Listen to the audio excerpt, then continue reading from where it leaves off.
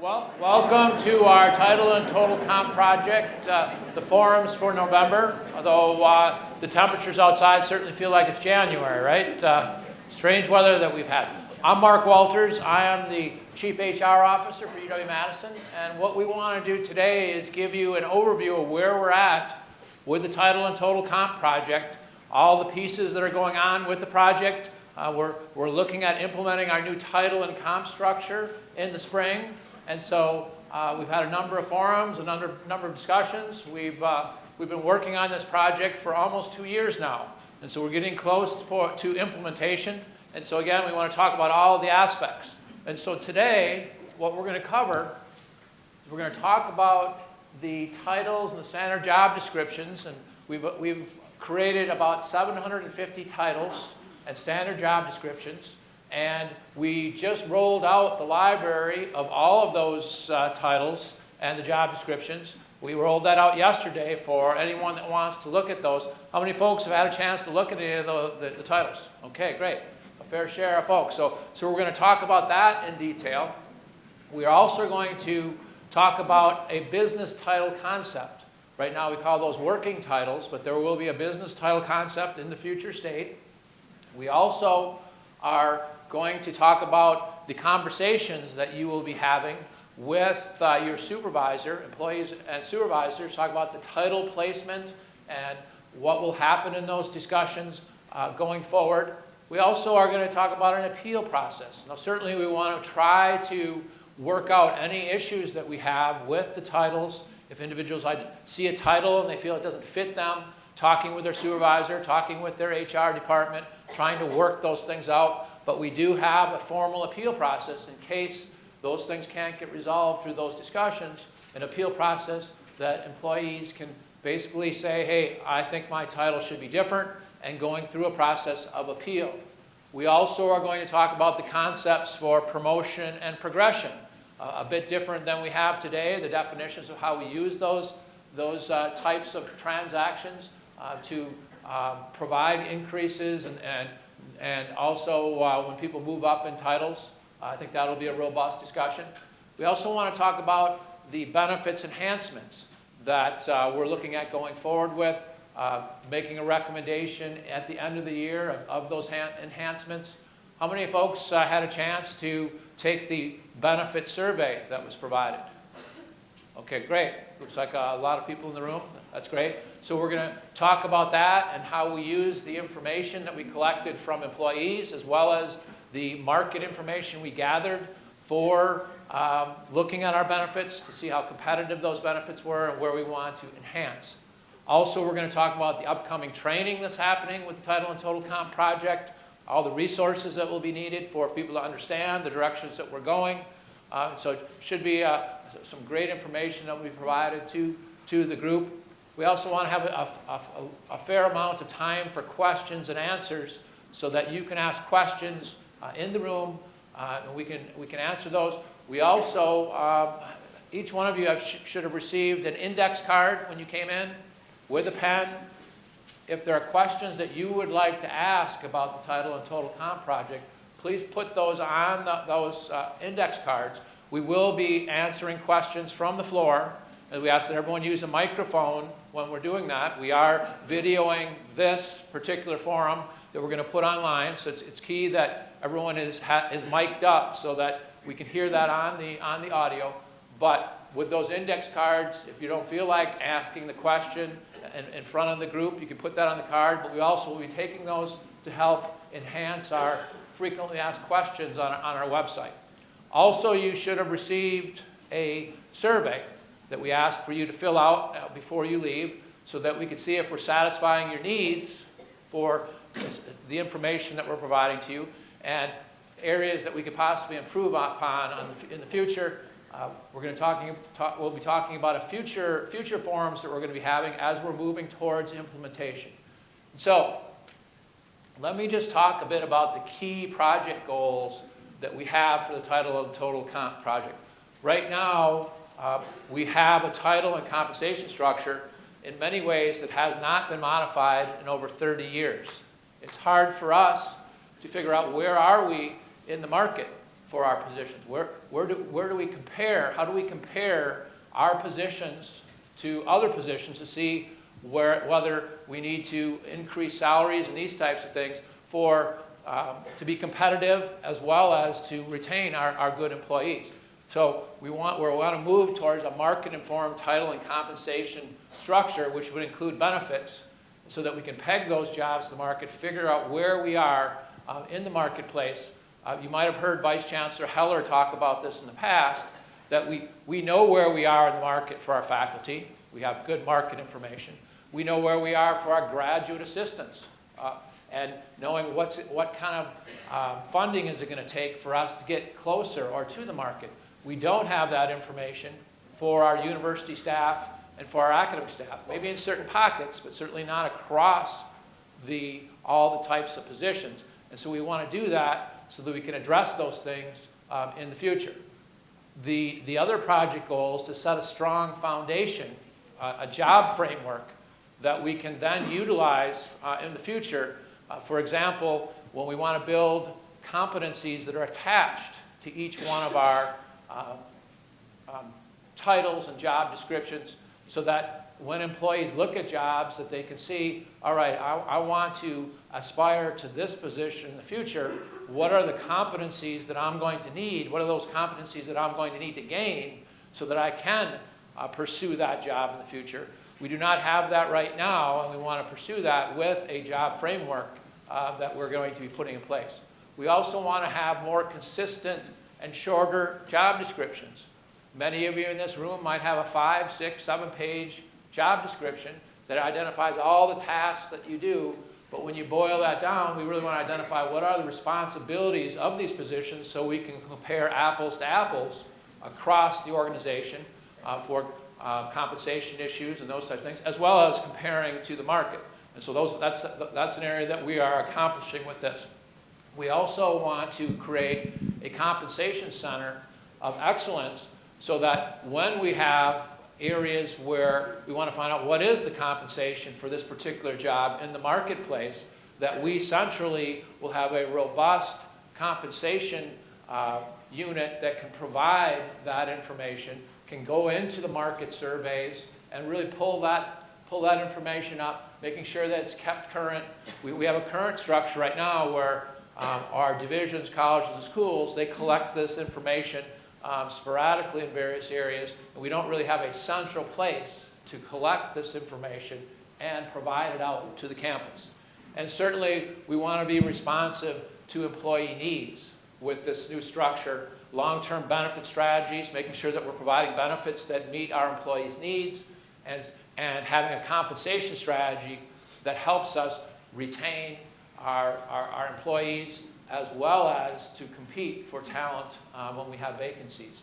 So when you really boil down to what we're trying to accomplish, these are the areas that we were focusing on. And so with that, I will turn it over to Diane Blaskowski, who is our Talent Rewards Director for the Office of Human Resources. All right, thank you, Mark. Good afternoon, everyone. Thank you. So here's the overall project timeline. The green line indicates where we are in the project right now. And as you can see, everything to the left of the green line has either been completed already or is in process simultaneously with other work streams. So if you take a look at the swim lane across the top, you can see the first thing to the left there is employee mapping. Right now, we have a huge initiative going on where every single UW-Madison employee is being mapped to a new standard job description and a new title. That is all happening right now. The mapping is due this Friday, the 15th, so we will have that exercise completed at that point. You'll also notice the bullet point up there, the standard job description library was posted yesterday. I saw a lot of hands when Mark asked, so it looks like you're all getting in there okay. Lots of search features on that, and we're going to go over a review of how to maneuver through the standard job description library here in a minute. You'll also see the title and the compensation structure finalization on the right-hand side of the top swim lane. We have a crew going on right now called CompFest And that is a group of comp analyst experts who are developing our compensation structure. So that is not completed. That is happening right now. As you can see, the completion date will be during the dark pink stage of implementation during the spring. We are working with the data on the structure given to us by Mercer. Mercer Consulting is the consulting firm that we used for this project, and they are experts in compensation and benefits strategies. And then on the top, you'll see the long-term compensation strategy.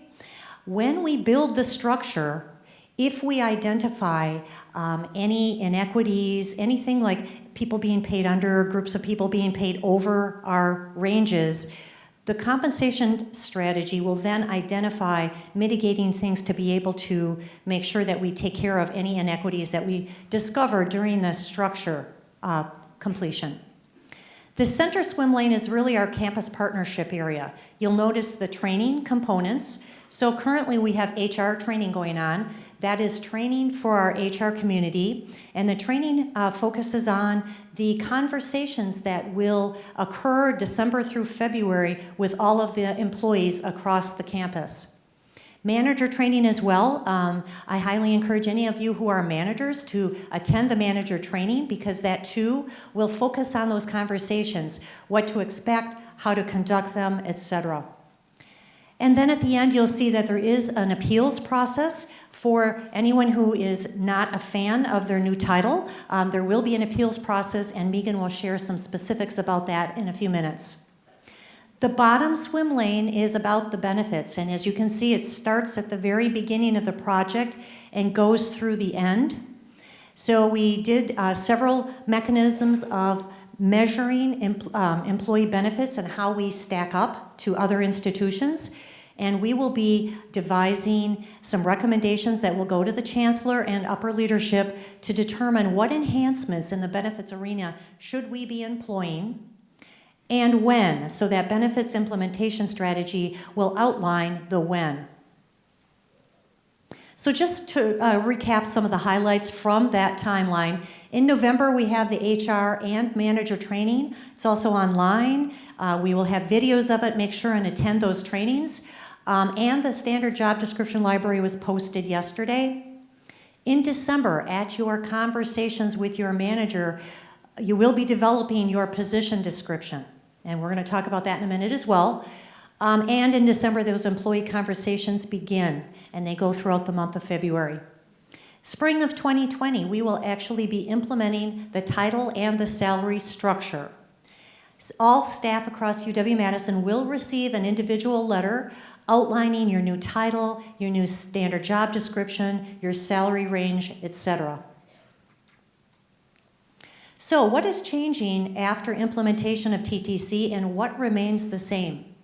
If you look at this chart on the left-hand side, the things that are changing, first and foremost, the job framework. We're having all new job titles. The salary structure, that's the structure we're building right now based on market data. So we will actually have market-informed salary data going forward that we haven't had since 1986. So we will know what those rates of pay should be. In addition, Mark mentioned the Compensation Center of Excellence. We are putting together a Center of Excellence so that as this market evolves every year, we will evolve with it. So we will have that Center of Excellence working through the titles and the appropriate salary ranges every single year. Position descriptions will change. Currently, most of us have a 4 or 5 or maybe even a 6-page position description that talks about absolutely everything you possibly could do, but in many cases doesn't really describe the work you really do. So the PDs, or position descriptions, will change. And salary administration guidelines. TTC has developed some very robust and comprehensive salary administration guidelines. It is an HR tool used so that we can manage salary administration, pay raises across all the schools, colleges, and divisions in an equitable manner. What's staying the same? Your job duties. TTC does not change the work that you do. Your base pay. We made a commitment upon start of this project that we would not decrease anyone's pay no matter what we find in our salary analysis. and we are holding to that promise. No one will receive a reduction in pay. Reporting relationships. Who you report to right now, so your supervisor currently, will remain. TTC is not changing that at all. Performance and development goals. So the professional development goals you've been creating all these years will remain. Your employee category, university staff, academic staff, etc., that will remain the same. As you know, benefit eligibility is tied to the employee category, so that will remain the same. Nothing will change in that area for you. And statutory benefits will remain the same. So as a point of interest, we haven't just been working in a vacuum at 21 North Park trying to put this together. We have had over 22,000 employees across UW-Madison campus help us. Many people have served as our subject matter experts. We've had a lot of people help us create the standard job descriptions. A lot of people have helped with review and feedback. So you can see some of the categories, but we've had a lot of input, a lot of feedback, and a lot of all of your help to make this a reality. We appreciate that. So we've also engaged a lot of you in very many ways. Here's some of the examples of some of the face-to-face engagements we've had. These forums, how many have been to a campus forum before? Yeah, that's like probably 70%. That's awesome. We had them in April, July, and we will have them again in February. So that's one way we are engaging. Another one is shared governance. So we engage with the various shared governance groups on a weekly basis. So we have a lot of information coming and going from them. They give us a lot of feedback, very helpful. UW-Madison leadership. So we do engage with the chancellor and the vice chancellors and the deans and director, provost, et cetera, on a very regular basis about TTC and where we're at, what we're up to.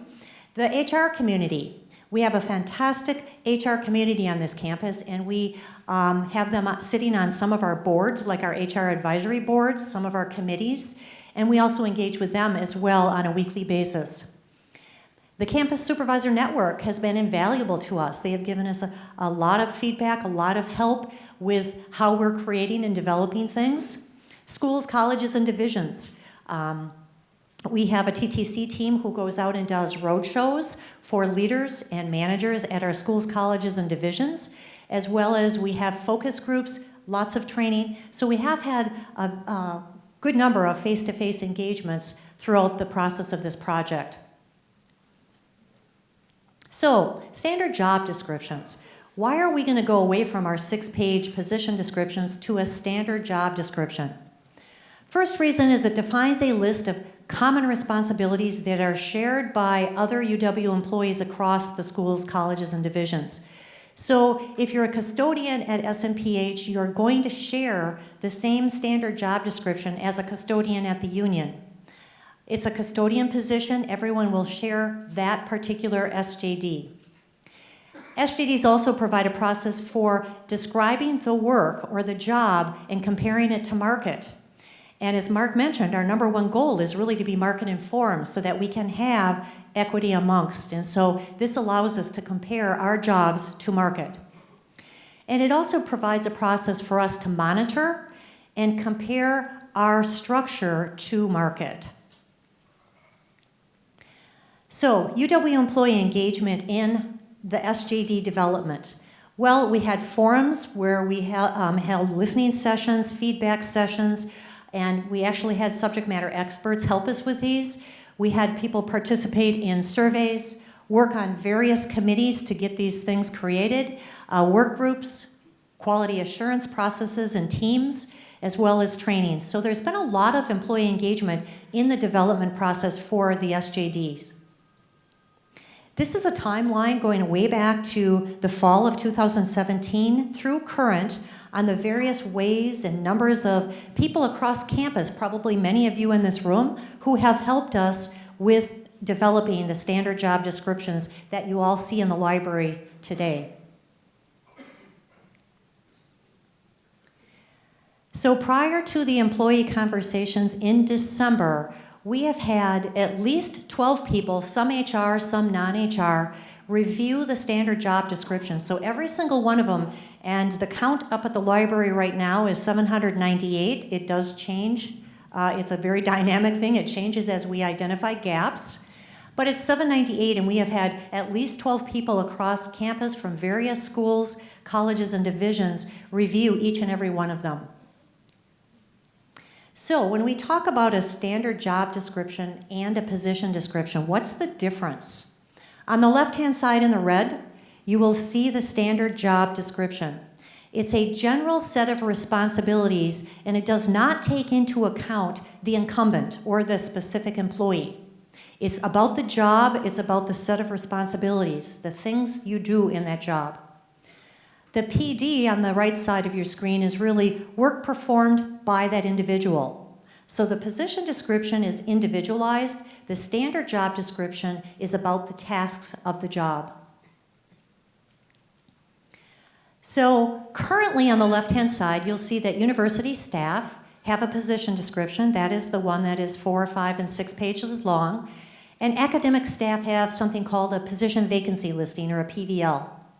Going forward in the future, everyone will have a position description. So how did we create these? How did all this happen? Well, the process was a little bit like this. The Office of Human Resources and our TTC group, we took the first stab at initial mapping all of our UW-Madison employees to a new job title and a new standard job description.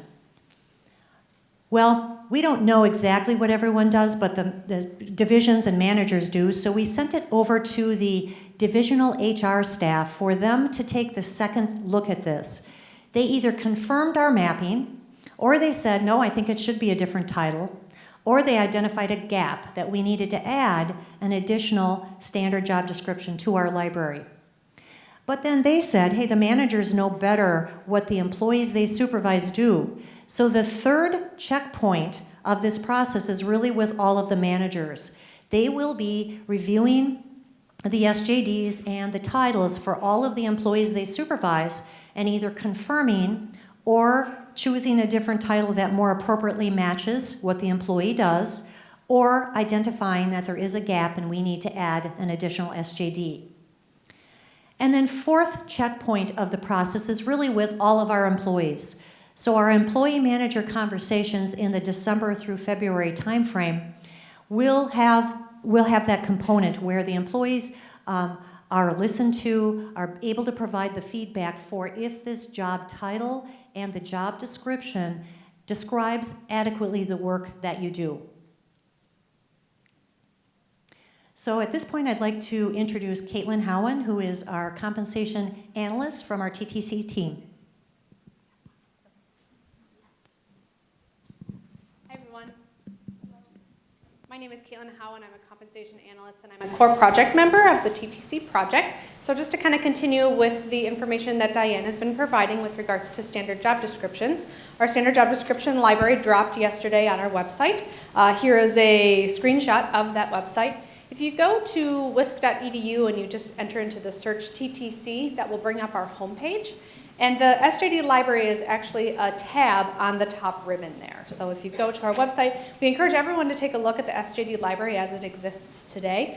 Note that this is a fluid, iterative document, and as we do identify those gaps through those employee manager conversations or through connections with department and divisional HR, we will update this standard job description to reflect any of those changes. So just keep in mind when you are looking through the standard job description library, that SJDs are organized by job group and subgroup. So this is just a pictorial view of the finance job group and the titles that are available in the SJD library that fall under that specific job group. So we would anticipate that an accountant in athletics and an accountant in CALS would both find their SJD under the finance job group. It is not organized by work unit.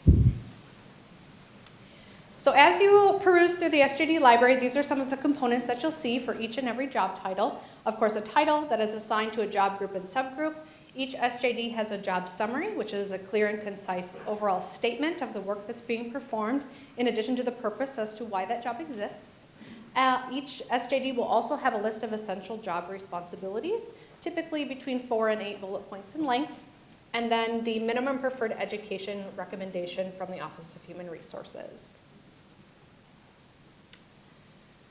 So sometimes within specific job groups and subgroups, there are multiple levels of a specific job title. So if you see here, there are two titles of academic advisor. One is academic advisor 1, and the other is academic advisor 2. In these specific scenarios, these are actually two specifically different jobs in which the essential responsibilities are different. So we've determined through a review and a comparison to market that these are two distinct and different positions, and they would warrant a separate SJD for the work that's being performed. If you note in this example that some of the other jobs that are within this subgroup don't have multiple levels, and that is because we didn't find information in the marketplace to warrant a separation based on the work that exists and is being conducted by incumbents in that role. So just to kind of give an example of what it looks like today and what it might look like in the future. So academic advisor today, here's an example of a job summary that we pulled from a specific incumbent.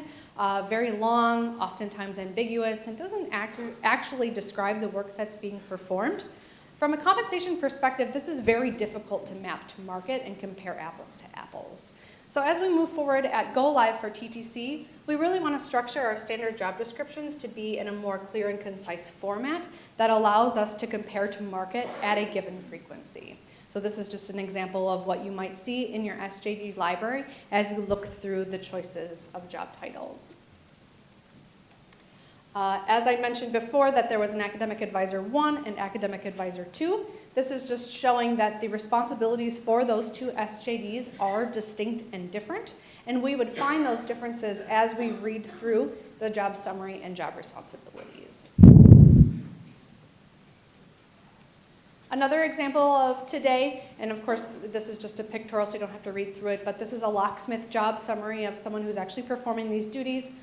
Also long, ambiguous, probably hasn't been updated in several years. And because of that, very hard from a compensation perspective to make sure that we're paying individuals who perform this work correctly. Upon TTC Go Live, we would expect an SJD to have this type of similar format with job summary responsibilities, education, etc. Currently, we have lots of people who are in what's called a catch-all title. The example here is Administrative Program Specialist. Anybody in the room have that title? Many, right? Lots of people who have a catch-all title currently perform very, very different work. And from a compensation perspective, it's really, really difficult to pay people accurately when we're not describing things in the correct way. So moving forward after TTC Go Live, we would anticipate administrative program specialists in today's world will have many other possible job titles that might be more appropriate and might be more market informed. So this really allows us to get at and grab data and organize individuals into appropriate titles so that we can find where they should belong in the salary structure moving forward. All right, so the SJD library is out there. Feel free to take a look. We really encourage you to do so before your employee-manager conversation. And the next item that I will talk about right now is a business title, or what we're used to calling a working title. This is also something that will be part of the conversation with your manager starting in December through February. So a business title, currently known as a working title, provides more description to an employee's assigned official title of record. So we understand that our new SJD library should more accurately describe the work that is being performed, but we also understand that there is a need for customization in some instances based on the communications that you have with specific individuals, and just to specify a little bit more as to what your duties actually are. A business title is optional moving forward, and how that is implemented is really decided at the divisional level. A business title should provide more specific detail about an individual position within the organization, and a business title in the future will replace what we currently call a working title. So when can you use a business title? Here's just a few examples of that. You would anticipate potentially using a business title in the UW directory, on your name badge or business cards, in your email signature block would be appropriate, and in a vacancy announcement. We want to make sure that we're recruiting the right candidates, and sometimes a little bit of customization is necessary to do just that. Business titles do not change an employee's title of record or the assigned salary range. So we do have business title guidelines that are available for not only employees to look at prior to that employee manager conversation, but as an HR resource that is on our TTC webpage. And here's just kind of an overview of that. There are some parameters with regards to the use of a business title moving forward, and you will see some of those on the right-hand side in the gray box. So a business title in the future cannot duplicate another title of record. It cannot misrepresent the university or the authority of your position. And it cannot use words typically associated with institutional officers. So we really want to make sure that the business title accurately describes the work that you're performing, and these are some parameters set in place to do that. So just a few examples here. A official title of record in the first example, Recreation Program Coordinator. It would be appropriate to utilize a business title of Coordinator of Competitive Sports. But it would not be appropriate and not acceptable to use a business title of Director of Recreation, as that misrepresents the level of authority that that specific incumbent has. The second example here, Outreach Specialist. A possible business title that could be utilized would be Outreach Specialist Senior, but not an acceptable business title to utilize would be an Extension Specialist. And the reason behind that is that Extension Specialist is actually a different official title of record. So if you were an Extension Specialist, we would anticipate that you would be mapped to that official title of record and not the Outreach Specialist, SJE. And finally, at the bottom here, it is not acceptable for an official title of record of Lecturer to utilize the business title of Professor, because that is also a different title of record. So business titles will be one component that you will discuss during that employee manager conversation. The goal of those employee conversations is to confirm the new title that you've been mapped to, and to confirm the position description and assist with making any alterations or additions to that PD. This should be a place for you to provide an employee an opportunity to ask questions, be listened to, and provide feedback. So we would anticipate that these would be very iterative in nature. They should be able to resolve any concerns that you have with job title before we go live in the spring, and obviously a space to ask questions. So depending on the SJD that you're mapped to and depending on the work unit that you work in, these conversations might take different forms. So we would anticipate the majority of them will probably happen on an individual conversation with the employee and their manager. It's very possible that those individual conversations might also have a human resources professional present or in replacement of that manager. So, specific work units are deciding how they want to structure these employee manager conversations, and this is probably the most applicable and what you will probably experience on a one-on-one basis. There are specific instances where a group conversation initially might be an approach to take for the work unit, with some follow-up individual conversations to answer questions later. So a good example of this might be that one manager supervises 20 custodians, and the essential responsibilities of those staff are the same. And they might want to initially hold that group conversation to discuss the new SJD and the PD, and then offer an opportunity for follow-up conversation on a one-on-one basis if each individual has questions. Once again, this is really dictated by the divisions and the departments and how they want to disperse and complete this part of the TTC implementation. So what will you talk about during that employee manager conversation? You'll talk about your new official title of record, which is what our HR staff is actively working on mapping employees to those new job codes and those new SJDs. We would anticipate during that employee manager conversation that you'll discuss the business title that you'd like to use and make sure that it adheres to the guidelines that have been provided by the TTC project. You'll talk about your new position description and if you need to add any unique responsibilities to your PD. What are those physical demands or the work environment? That's a space for you to have this conversation and provide feedback. And then during that manager conversation, you'll also discuss next steps. So what do you do if you have concerns about your new title or position? And when does this new title and job description go into effect? there are some things that you won't talk about during those employee manager conversations, and that first will be the salary range that's associated with that new title. As Diane had mentioned, our compensation structure is actually currently being developed right now and is not yet ready. Your employees and managers alike will not know the associated salary range for each specific job title. And this is actually purposeful. It is industry best practice that we do not tie compensation to the essential responsibilities and the work being performed by an employee. And it is best practice and purposeful and advantageous for both individuals involved. So we really don't want any budgetary constraints to influence where a manager or supervisor might map an employee. And we also don't want an employee to select a job title in which they do not perform those key and essential responsibilities. So being blind to compensation truly is purposeful, and it is advantageous for both individuals involved. Something else you won't talk about during your employee manager conversation are any changes to benefits. As Diane mentioned, we are working on a proposal to leadership for a long-term benefits strategy, and we wouldn't anticipate any benefit changes right at go live in the spring. So when we're talking about long-term, we need to potentially think about a phased approach to any benefits enhancements. We're not looking to decrease or remove benefits of any kind from any employee category, but know that there will be no changes immediately to any benefit packages. So steps in the employee conversation. Managers or HR should share the new job title and discuss why that is the appropriate title with the employee, describe business title guidelines and agree upon the title that that specific employee would want to use. They should be reviewing the responsibilities in the position description, reviewing the qualifications, physical demands, and reviewing that task section if appropriate. So currently in our position descriptions that we have today, or PVLs, they're very granular and they're very task driven. So a task is how you complete a responsibility, not what the responsibility actually is.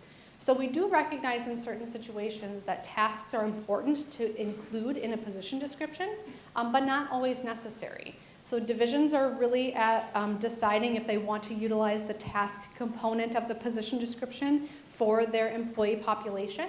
And if that is the case, the employee manager conversation is the place where you could discuss what your tasks actually are on a daily basis. Managers or HR should also provide opportunity for the employee to ask questions and address any concerns that they have. Ask whether the title and PD accurately describe the position. And HR and managers should ask if the employee wants to make any changes to the position description at this time.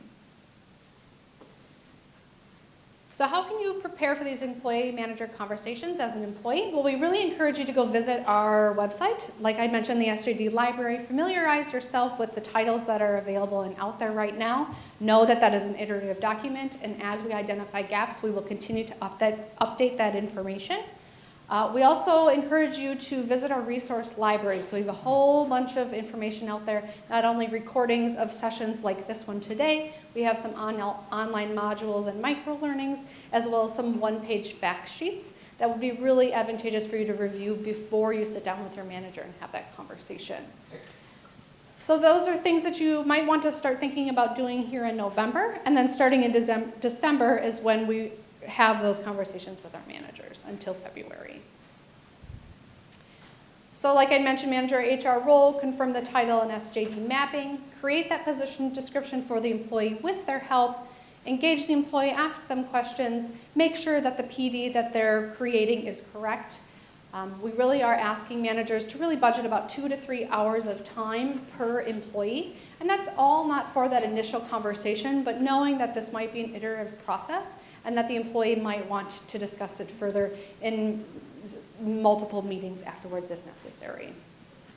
We're really encouraging managers to go through manager training, and we also have a very detailed online training module that managers should be looking at that provides them information about not only what our employee manager conversation should be, but how to execute that and the details of what that looks like logistically. Managers should be preparing also by familiarizing themselves with the TTC website, looking through the SJD library and making sure that the mapping of their employees is correct. talking with employees about TTC, maybe starting and trying to schedule those one-on-one employee manager conversations. And then beginning in December, that's when they'll really start creating that PD and kind of put this in motion. We have a whole bunch of manager resources that are available, and as we continue to create more, we will add them to our resource library. HR has their own resource library as well that is located on our website. We encourage all managers, all HR staff and employees to go out and take a look to see what's available. Anything that we can help and assist with during this process, we're really trying to provide that information out to you. So throughout these engagements, we've had lots of questions asked, and I know that we'll probably have a lot of questions that are asked here today, which is fantastic. We do have an FAQ section of our website. So after all forums like this, we collect all note cards and any outstanding questions. We try and collect those and add them to the FAQ and answer them as best as we can. So I just wanted to go through a few of them that we've heard time and time again. So one of the questions here is, why doesn't my position description include all of my tasks? So like I mentioned before, we really are trying to move towards a modernized system in which we can utilize market data to influence our compensation structure. And in order to do that, that means that we have to be able to compare apples to apples in the marketplace. Long laundry lists of tasks is not ideal from a compensation perspective when we're looking at market data.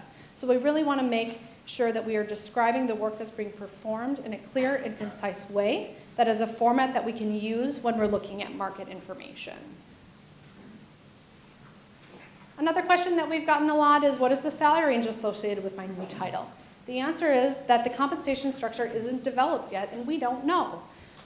That information will be available upon go live in the spring, but it is not something that's readily available not only to managers, but also employees as well. So also something to remember though, as a result of the TTC project, we have promised that no one's salary will be decreased because of this, and we are holding true to that. So regardless of the salary range that is tied to your new SJD and job title, you will not receive a reduction in pay because of this project. Another question we've had is, how does the TTC project clarify my career path? So right now on campus, because of how decentralized our position description creation has been, we have a lot of variation between how we've drafted position descriptions and PVLs. And it's very difficult from an employee's perspective to see what their next opportunities may be here within the institution. So the first step is really to explain work similarly, regardless of which work unit you work in.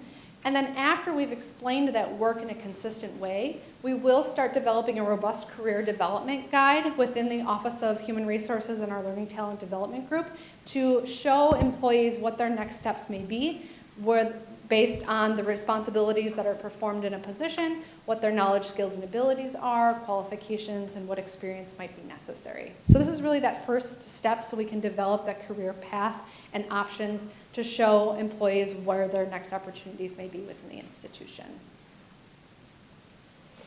The next question that we've gotten a lot is, how will I be able to progress or promote in the future? The answer simply, and Diane will go through these in more detail, but you will still have the opportunity to promote and you will still have the opportunity to progress after TTC goes live. As you gain knowledge, skills, and abilities, we would expect an individual to progress through the salary range that's assigned to that specific job title. We do have some information out on our website about progression and promotion, but Diane will go through those a little bit in more detail very shortly. So I just went through a few questions that we've received often, but know that there's a whole bunch more information and lots of questions that have already been answered on our FAQ. So if you go out to our website, I highly encourage you to go TTCNU under the FAQ section. We do update this regularly, and after all of these November forums, we will compile all those outstanding questions and then answer them.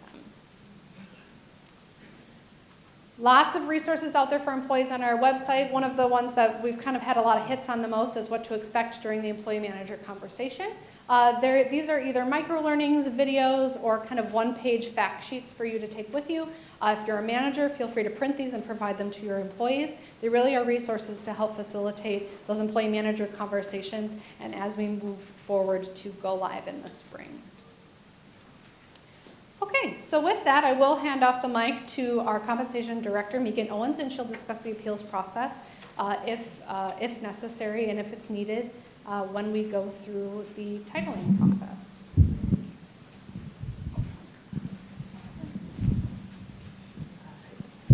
All right. Thank you, Caitlin.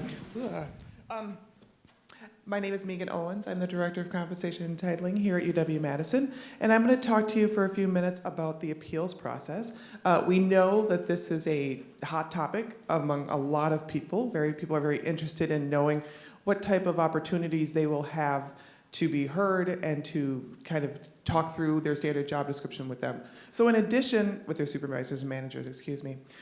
So in addition to the conversation that Caitlin just ran through and very detailed information on what those conversations will look like, we wanted to check a little bit about what the appeals process will look like going forward. So if in fact this is necessary, and of course we hope it would not be, we would start with employees and managers and possibly divisional HR or departmental HR people getting together and having an informal conversation about what's going on, how people are feeling, where you're at.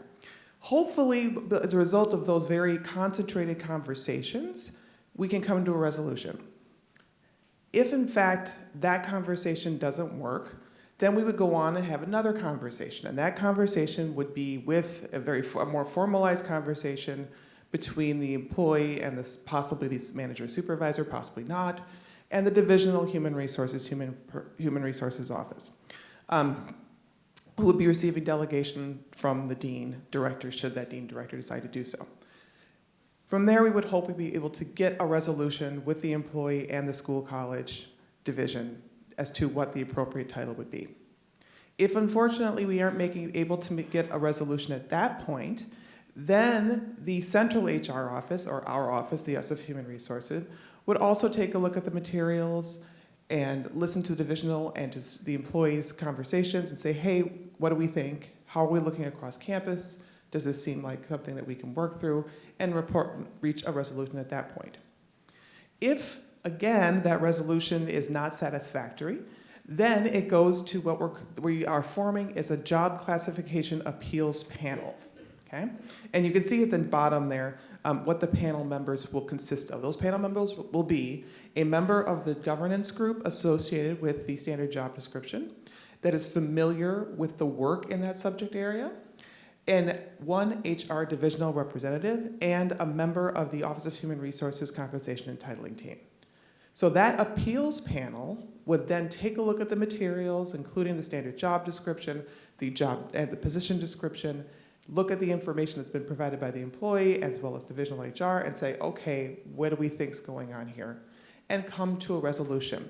Now, if that resolution does not affirm the previous 3 steps, then the Mark Walters, our Chief Human Resources Officer, would then weigh in and make a decision one way or the other of what type of standard job description we'll be using for this position.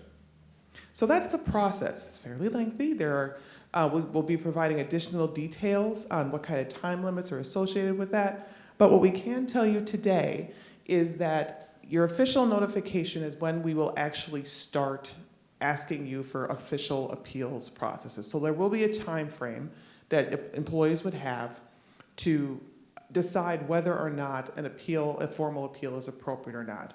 Obviously, we hope we can get things settled through this informal process, but if an actual formal appeal is necessary, that's fine. You will have a certain time period to get those documents filed. Start with the starting time frame around the time that you get your official notification. Your official notification will come in spring 2020 and will include information on what that appeals process looks like. Okay? All right, so at this point, I'm going to turn this back over to Diane. Thank you, Megan. Okay, progression and promotion. In today's world, we use those 2 terms interchangeably. We've always talked about progression and promotion in the same sentence, but they're 2 very different words with 2 very different meanings. So going forward with the TTC project, we are going to separate the 2 and use them as they are intended. So if we look at progression and promotion today, we have someone hired in here at salary grade 4, And by the end of year 2, they go to the no prefix and receive a pay increase. Many times the pay increase is based on things like time on the job. Some divisions also require some performance criteria to be met as well. Some do not. It's a little bit different across the board between school, college, and division. But that's usually how it works, and after year 7, you can go to the advanced or the senior and receive another pay increase, again, solely sometimes based on time on the job. Going forward, it will look a little bit different from that. We will take promotion, and promotion is vertical advancement, so vertical up the vertical axis, advancement to a new job. And the new job has a new title and new job responsibilities and a new salary range. It is a promotion, a new job. Then there's progression, which is horizontal advancement on the horizontal axis within your same job, your same title, and your same job responsibilities. So promotion is vertical, promoting to a new job with new title, new responsibilities, and progression is advancement within your range, same job, same responsibilities, and same title. So if you look at this graphic here on the left-hand side, you can see with promotion, grade 1, 2, 3, and 4, the different pay grades, because you're associating those with different jobs, right? You're promoting up vertically to new job with new title. On the right-hand side of the graphic, you'll see progression, which is one salary grade with a midpoint, a minimum, a midpoint, and a maximum. And that is one salary grade where you progress throughout your pay range. So some examples of that, we have an Academic Advisor 1, and this is promotion upon implementation of TTC, hired in here at year 1. There's also an Academic Advisor 2 that they can promote to.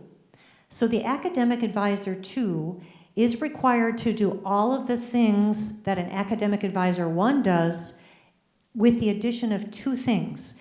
Supervisory, they now supervise staff, and they also are responsibility for community education and outreach. So 2 additional responsibilities, new job, they're an Academic Advisor 2 is the new title, with the new salary grade of 5 instead of 4. That is considered promotion. Again, vertical advancement in a job. Looking at progression after TTC implementation, you can see we have John Bascom, Academic Advisor 1 on salary grade 4. And John has made the decision he wants to stay as an Academic Advisor 1 throughout his career. And that's awesome. He can do that and still progress or advance within his career on the horizontal axis, so he moves throughout his range with the salary increases. You can see we gave John a salary increase every year. Hopefully that would be the case, but if it's not, we did that in our example. So he is able to progress within his salary range and advance in his career. Bucky Badger, the same situation. He's an Academic Advisor 2, does not choose to take any other positions, likes what he's doing. He as well can advance in his level 2 job horizontally throughout the range, salary grade 5. So for pay progression, which is the situation where you are advancing horizontally through the range in your job, there are many pay progression components that we currently have in place that we will leave in place. Those will not change with the implementation of TTC. Things like pay plan. The pay plan is the 2% in January and the following January as well. Performance increases, market increases, parity increases. Parity is internal salary alignment, and retention type increases, as well as all the lump adjustments you can see there. So those pay progression components will remain, which is how you are able to progress horizontally and advance in your career without promoting. So benefits. Benefits is a very important piece of the overall compensation package that all of you as employees enjoy. So it's not just about compensation and pay, but the TTC also encompasses the benefits components of the compensation package. So we took a two-pronged approach to determining how our UW-Madison benefit offerings match up to competitors or other institutions. The first approach was the BVA, or the Benefits Valuation Analysis. We asked Mercer, our consulting firm who specializes in benefits and compensation strategies, we asked them to go ahead and do a survey and compile results based on how UW benefit offerings match up to other institutions and the market. So we have that one component. The second component is the benefits salary, and Mark asked how many people participated, and I saw an awful lot of hands, so that is excellent. We did that benefits preferences survey with the idea that we need to know what all of you as our valued employees would like to see as benefit enhancements. So what's important to you and your family if we are able to add more benefits to our current benefit offerings? So we took the data from both of these, the BVA and the survey, and we have a team of benefit experts that are currently evaluating all of that data, and our goal is to put together a document of recommendations for the chancellor and leadership to be able to evaluate for long-term benefit enhancements. So in addition to the recommendations, we will have a long-term benefit strategy so that over the next several years, we will be able to implement those enhancements going forward. On the bottom, you'll see market. What does market mean? Who did we compare to for both the compensation data as well as the benefits data? Well, we went out to many higher education, both public and private, both small and large. So all of our Big Tens would be an example. University of Texas, University of Washington, North Carolina, SUNY, Marquette, Harvard, Yale, Princeton, Boston. So we have a number of both public and private, large and small, that we compared to. We also have municipalities, City of Madison, we have City of Stevens Point, City of Racine, Kenosha. We have Madison Metropolitan School District as well as several other school districts. And then we went to the private sector as well, and we have a number of private sector employers like Kohl's and Land's End and Kohler and A.O. Johnson, Epic Systems. So we have a number of private sector and higher education. So what benefits are under consideration or on the table for discussion? On the left-hand side, you can see it's the supplemental benefits. Paid time off. We heard loud and clear from the survey that people would like more paid time off. So that's something that's under consideration. Flexible work schedules, so you have time to go to a child's soccer game or Christmas program. We heard that flexible schedules are very much desired on this campus. Parental leave. Looking at BVA results, we see that a lot of our Big Tens do offer some level of parental leave that is covered. So that is on the table for discussion. Tuition assistance. The survey results told us that you are all very interested in tuition assistance, not just for yourself as the employee, but for your family members.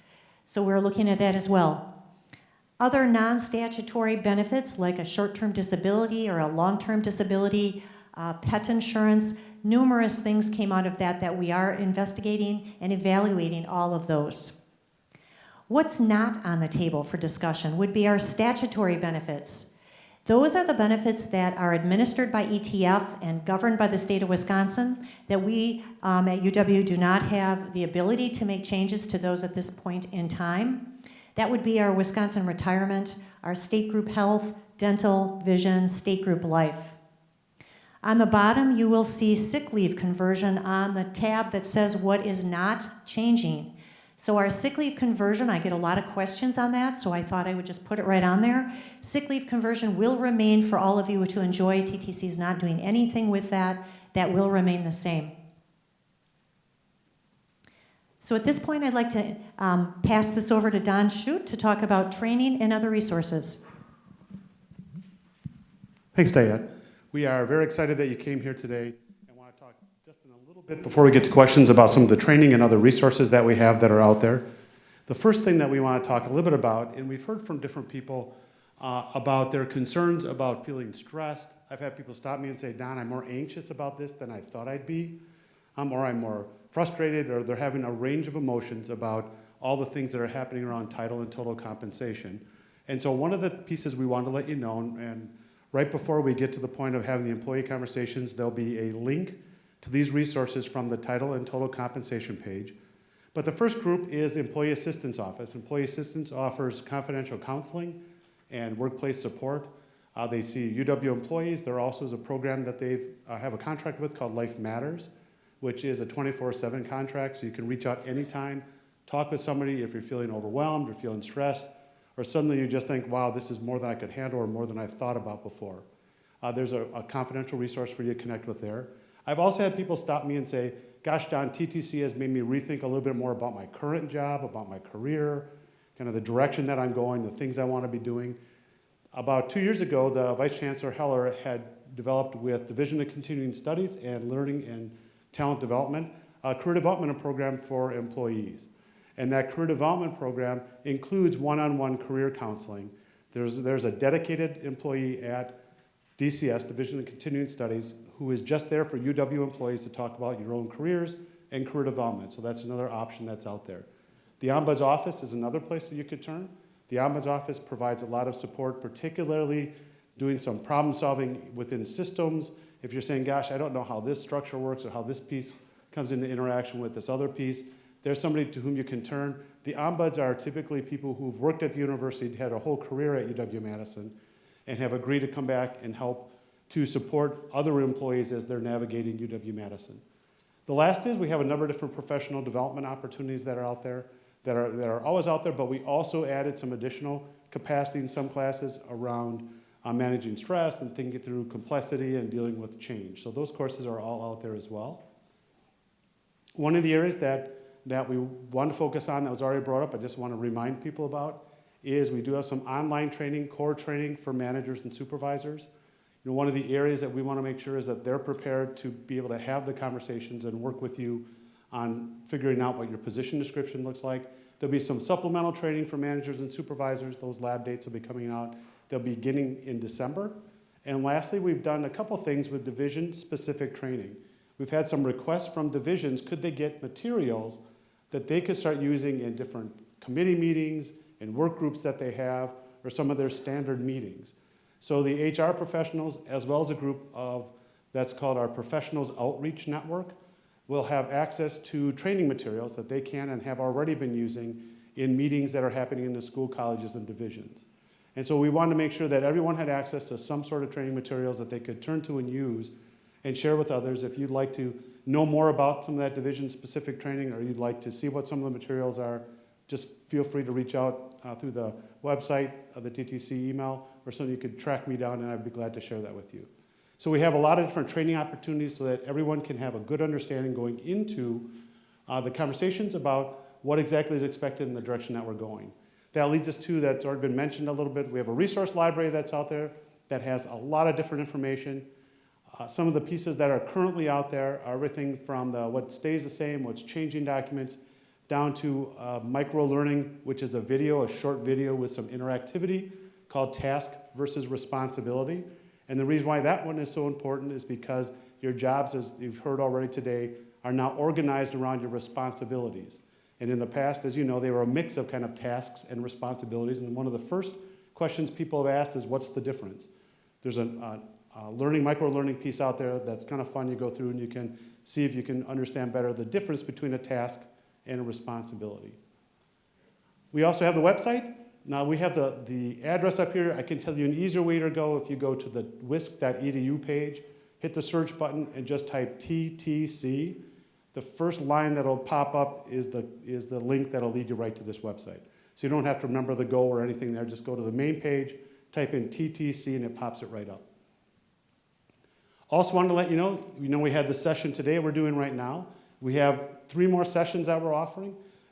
So there's about 600 people here today. If you had colleagues who haven't made it yet and would like to come, we have a couple that are remaining. We have a late night session that is in multiple languages and goes from 11 p.m. to 12:30 a.m. for second and third shift. And we also have another one at Health Sciences Learning Center. It's English only on Thursday. And then next week, we have an online forum. And the reason the online forum has come up is for a variety of reasons. One reason is that some people might be off this week or not be able to make it to this particular session or any of the other sessions that we have. We also have a number of employees who don't work at UW-Madison. And in addition to the recording that we're doing today that everyone can access online, we wanted to make sure that they could have an interactive opportunity to go out and get some questions asked, and they'll get a forum for them in the online format back next week. So if you want to come join us then again, you certainly be welcome back. As we head into the next round of forums, we also have some forums already planned in February. We always think of our forums in sets of 2. The ones that were focused on this time, as you saw, had to do with appeals, had to do with conversations, had to do with promotion and progression. The next set of forums is going to talk more about the salary guidelines, talk more about how those salary structures laid out, and also talk about the letter that you're going to get and remind you about what some of the appeals processes are. Just a couple notes before we head into questions. One of those notes is that this is not only being recorded, so it'll be available digitally, but also we will put the slides. I saw some people taking pictures, and I wish we would have caught you a little bit earlier. We will put these slides from this presentation up online, so those will be available either by the end of this week or certainly early next week on that TTC website. So those materials are out there. If you can't find us, let us know. Can't find them, let us know. The other thing as we jump into the questions and answers is that we are going to ask you during this session to make sure that you speak in a microphone if you have a question. We'll be moving around, making sure the mics get around. Because it is recorded, we want to make sure that anybody who is watching the recording has the ability to then also hear the question and hear what the responses are. One note is that if you're the kind of person that's thinking, man, I don't know that I want to sit through this whole recording, we do have it tabbed, and it'll show different sections of the recording, so you don't have to sit through the whole thing or fast forward. You can actually choose the section you'd like to re-listen to or consider. The last couple comments I have before we jump into questions is that you did get a half sheet on the way in, hopefully. If you are at the point where you feel like you don't have any questions and you're going to choose to take off right now, if you would please fill out the evaluation form, we sure would appreciate that. We do use that then to plan our next sessions. And you also have note cards. If you have a note card and you want to hold it up, if you want to, we'll come around, we'll collect the note cards. If we have time, we'll answer questions off the note cards. Just so you know, and I think Marco might have mentioned this early on, if we don't get to the questions on the note cards, or we certainly probably won't get to all of those questions, we do then collect all the note cards, put all the answers with the note cards, and put them out as FAQs on that website. So no matter what, you'll get an answer to the question. It might just take it, there'll be a little bit of a lag time to it. With that, I think we'll jump into questions, and we'll ask the TTC team to come back up.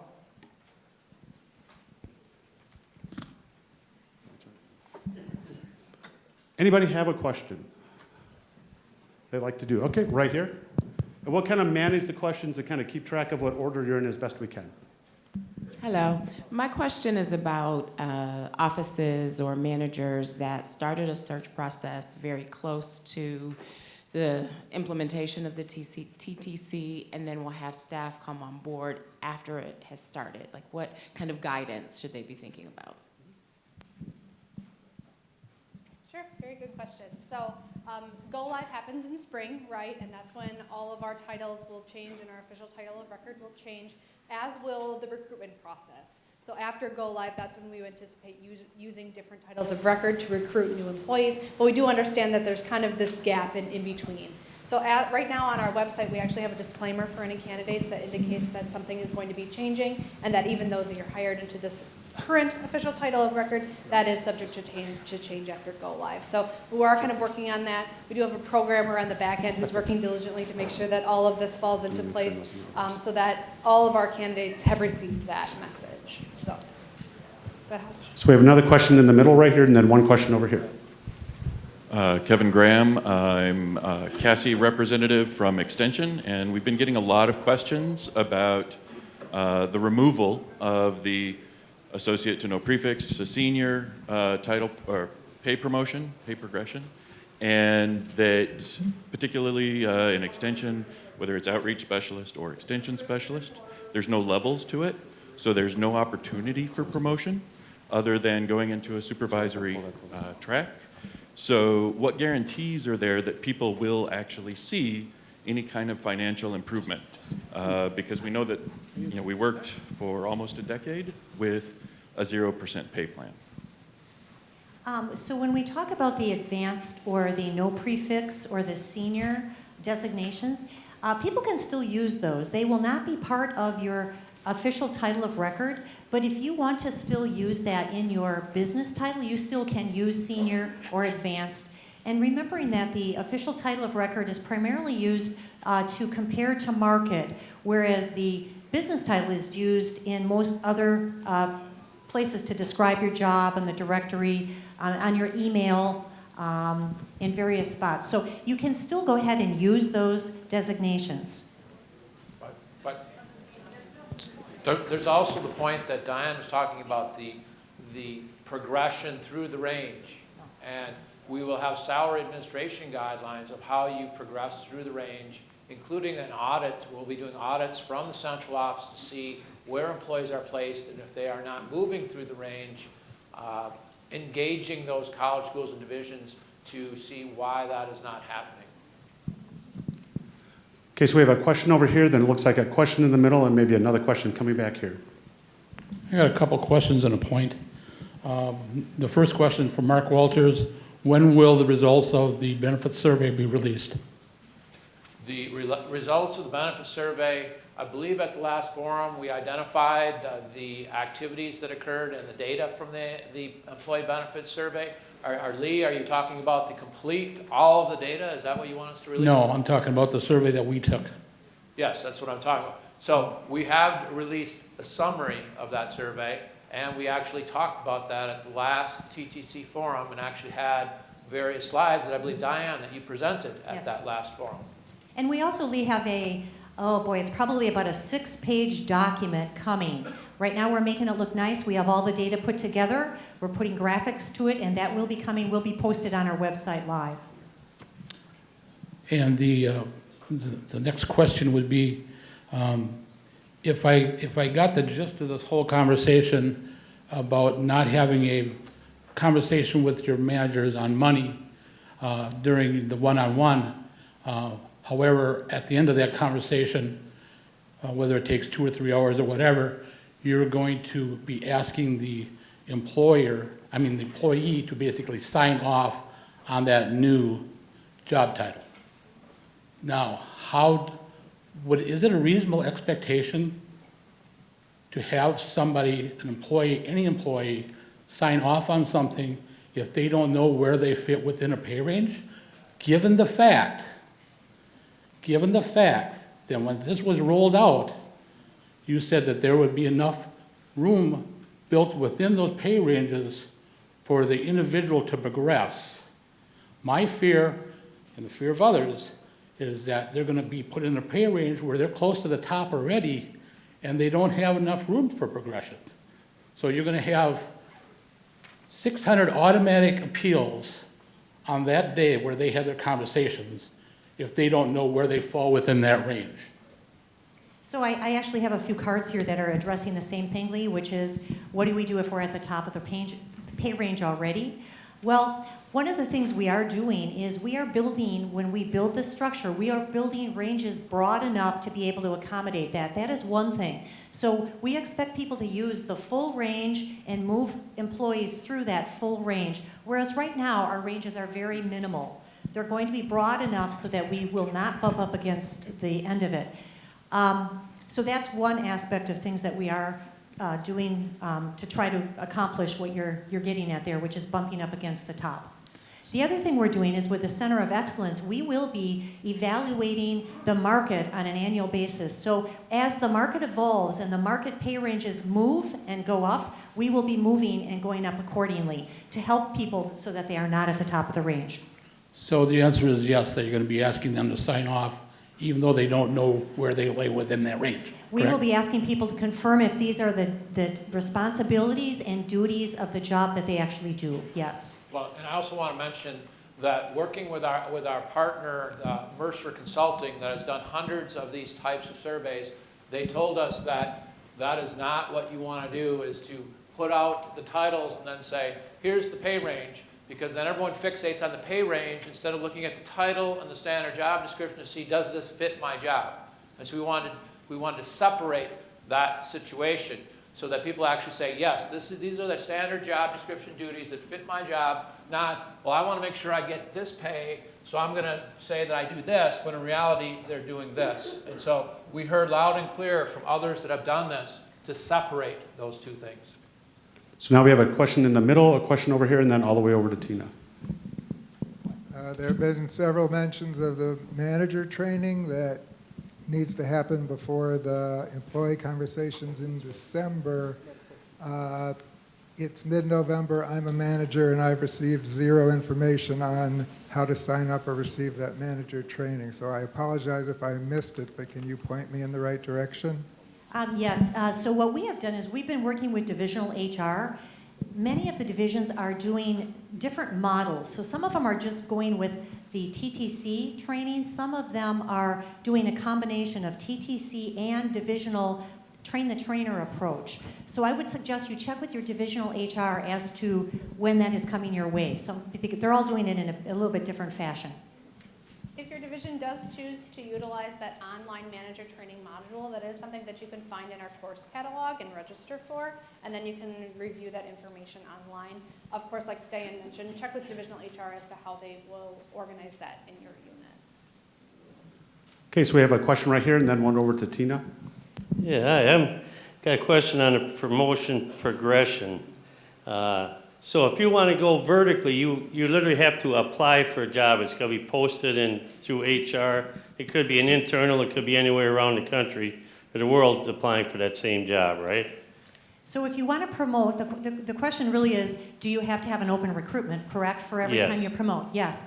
Okay, so we are right now in the process of creating guidelines around that. There will not be an active open recruitment for every single type of promotion. If you're promoting, for example, if you're promoting to a job that now requires supervisory, which did not before, there would need to be an open recruitment. But if it doesn't include supervisory responsibilities, there may very well not need to be an open recruitment any longer. So we're in the process, Terry, of creating some guidelines around that. Okay, and would moving from the position you're at to promote to the next one up, would that move you from, say, university staff into academic staff? So promoting could very well move you into that exempt to non-exempt, but not necessarily university to academic staff. Right now with TTC, if any titles are moving, right, so if any titles are academic staff and your university staff, we are not changing employee category, and we're not changing the university staff to academic staff. Okay. I want to clarify that, but if you are promoting to a job that is an exempt job, and it's not part of the TTC implementation, that you would be, in many cases, moving to an academic staff position.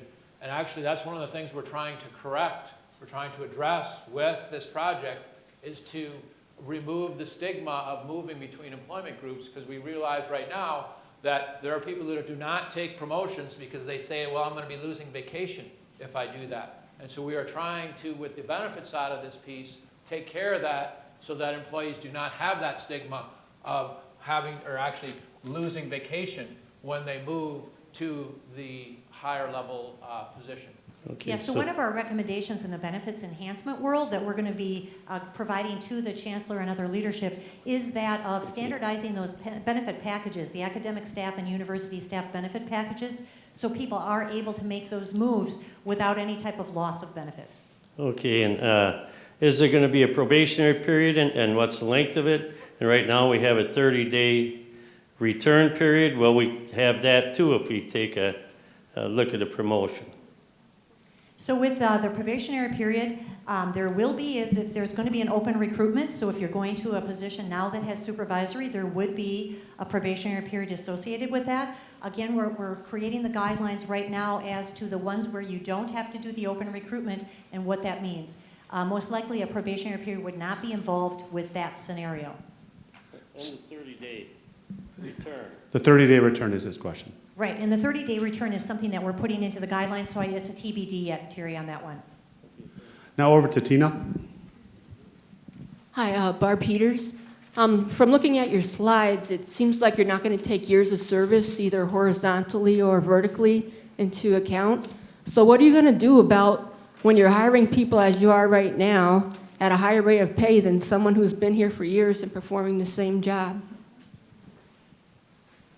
Well, I mean, we have that situation right now where when a manager is going to hire someone, they need to look at the salaries of the individuals that are in the current unit before they make an offer to a new individual. And we are continually consult and indicate that if you want to create a morale problem, that will create a morale problem quicker than anything if you were to do that. So you need, if you're going to do that, then you need to look at providing some additional pay to those employees that are in the unit. And that's a consistent consultation that we provide. And that's what Diane was talking about, the pay tools to address compression issues and those types of things that would occur. But the seniority piece, certainly individuals that are in jobs and are gaining experience, and I would not equate that seniority strictly means you're at a certain spot on the pay grid, but certainly experience, which is correlated with seniority. If you have certain experience that's more than other individuals, that should be taken into consideration of where you are placed on that pay range. So we have a question here, then a question right over here. Don, we have a question in the middle here. Oh, I'm sorry. Hi.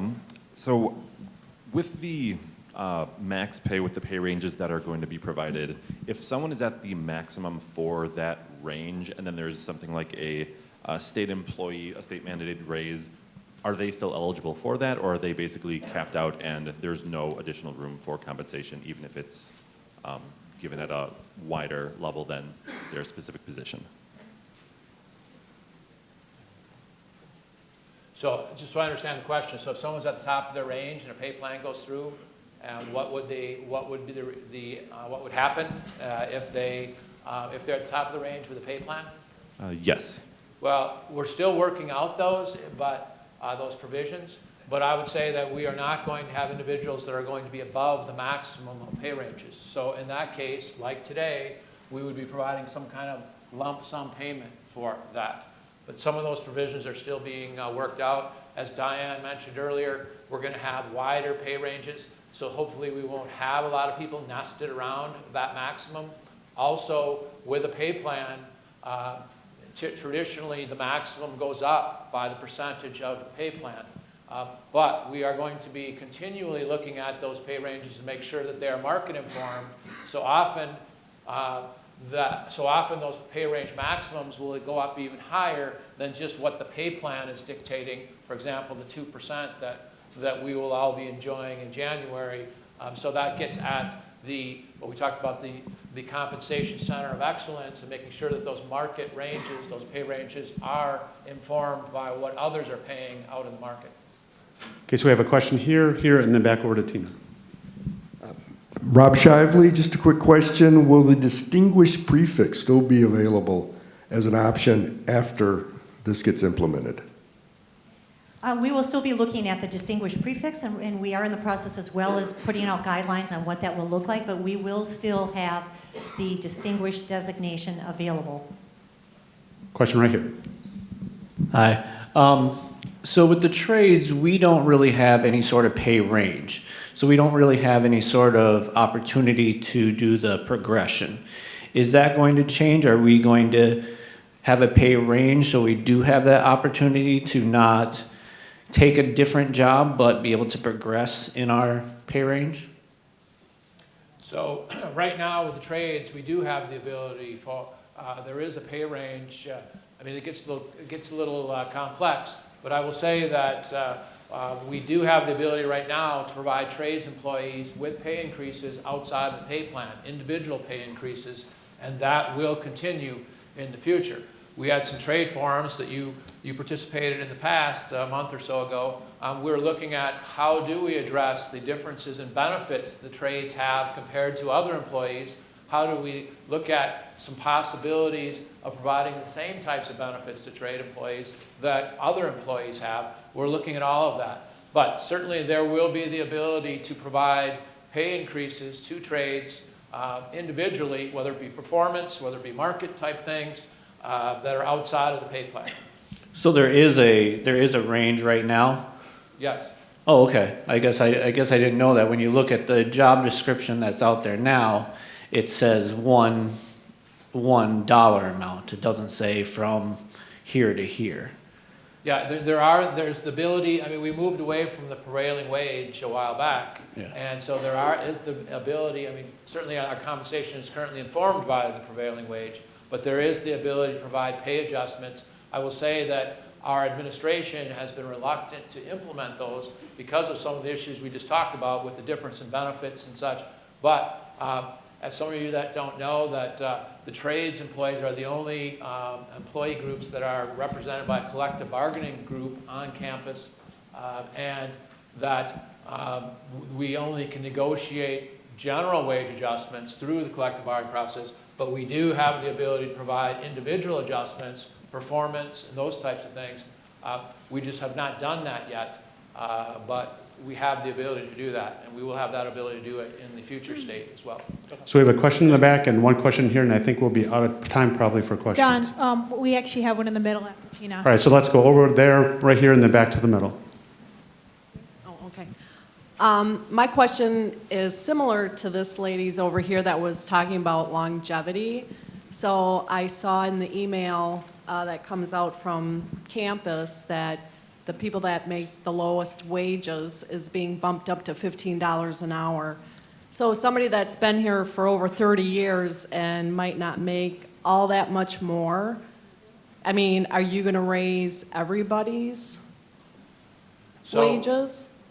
So those of you, just to reiterate what you're saying, that on Friday of this week, last week, the university indicated, UW-Madison indicated that we will have a minimum salary of $15 an hour when we proceed with the implementation of the pay schedules for the TTC. That was based on us looking at the market wages, frankly, through the TTC market assessment.